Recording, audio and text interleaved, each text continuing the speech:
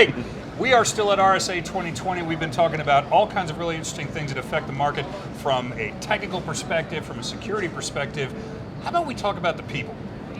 How about we get some people to talk about the people who are used to talking to people about people, and they are really very good at it. We've got Cheryl Biswas, a co-founder of the Diana Initiative, Joshua Corman, co-founder of IamTheCavalry.org, fresh out of a session that is, shall we go with charged as an adjective maybe to describe that?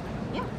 What were you guys doing today? Last year I helped give a keynote on stress and burnout with the inventor of the burnout inventory, Dr. Christina Masloch. And in the course of doing so, we kind of realized our industry kind of has a vicious cycle where our burnout kind of comes from exhaustion, which is kind of fed by limited workforce, which is fed by we're kind of terrible at diversity and inclusion, to, well, why is that? Well, we're kind of nasty to each other. We have some toxic behavior, some egocentric things, some rock star culture. And that culture perpetuates the diversity and inclusion gaps. It perpetuates the exhaustion, it perpetuates burnout, and hurt people, feedback loop and hurt people. Yeah. So if this is a vicious cycle, one of the questions we wanted to ask this group is, can we hack ourselves? And can we turn that downward spiral into an upward one, a virtuous cycle? Break it and build it better the next time. Yeah. Hacker culture, quite literally. But now we're going to hack the culture to do something that we need to do. And we know that the solution isn't going to be found if we keep doing the same thing over and over. We got to break outside of that thinking, out of that box. And we really, this was not a broadcast or a soapbox. We did a new format for RSA this year. It was in the engagement zone. So it's really just 10 minutes of framing, 20 minutes of breakout, and then 20 minutes of discussion from a bunch of small breakouts. So we didn't try to profess a solution to this. We had a hypothesis, though, that our toxic behavior, it's not deliberate in most cases. There's a couple outliers and bullies, a lot of gatekeeping in this industry. Mm-hmm. But we tried to float the idea that maybe it's not that everyone's a misogynist or everyone's a terrible person. It maybe the cure for ignorance is information. And we floated the idea of trying to be an aspiring ally. We don't have to be immediately enlightened, but maybe what are some small steps someone could take to be better at mentoring, including, asking. You know, a lot of it started with empathy. Right, coming in with open minds and open hearts so that mistakes will be made, but instead of, bashing that, picking somebody up and helping them get back on track so that we don't lose them. Last year, Dr. Masloch, well, I almost felt like I should bust out a nice lounge couch. She was interviewing me on why does the cavalry work so well, because you don't seem as defeated as other people. And that's where we started peeling apart. We start with empathy and try to be a helping hand instead of a pointing finger. By virtue of needing more help, we expand into other non-InfoSec professions like hospitals and medical device makers and regulators, so we had a natural diversity of background.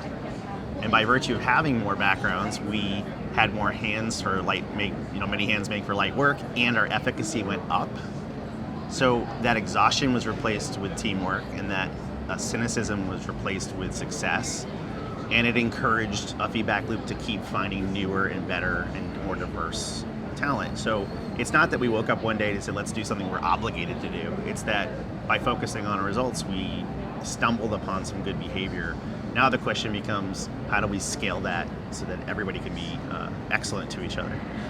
Well, and I find it really interesting what you're talking about, because the cynic would say this is a squishy, non-business, this is something you should be figuring out outside of hours. But when you wrap this topic around the notion of the skills gap and how many open positions there are, this has to be a contributing factor.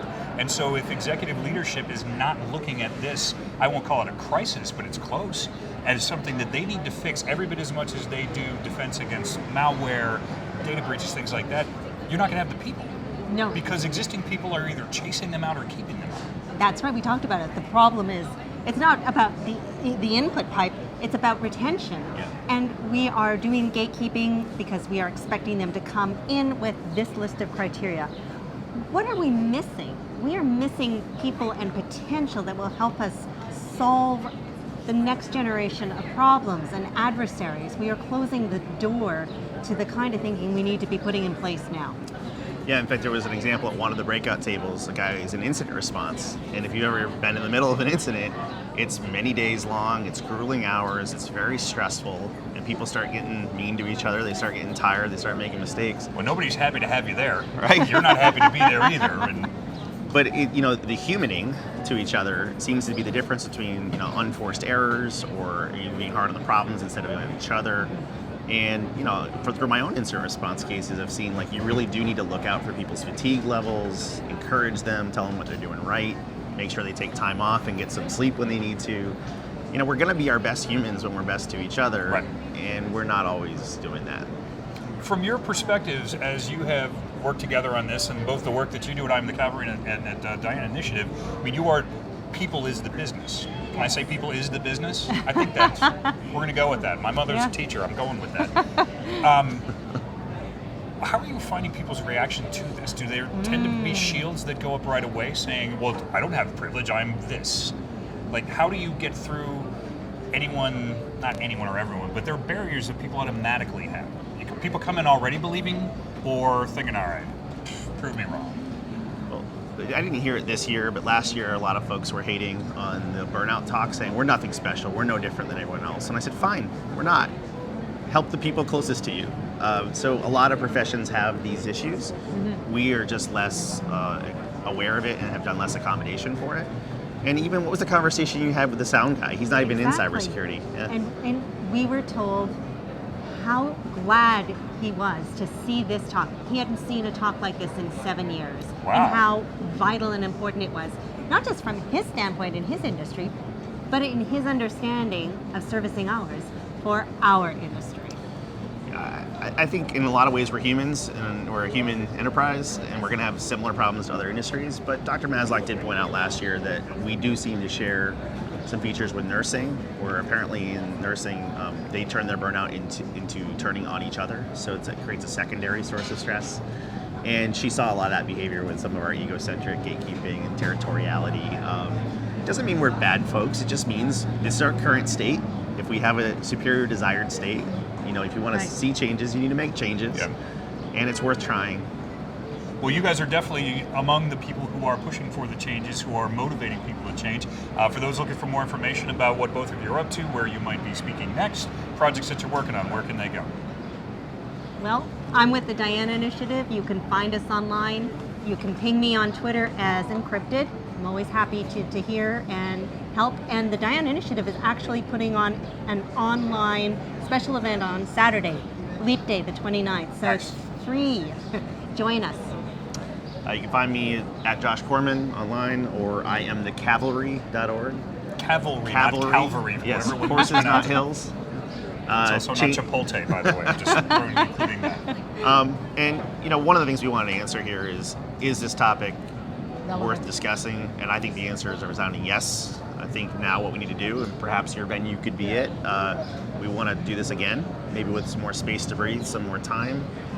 Vitally important. We got to figure out how to be better to each other.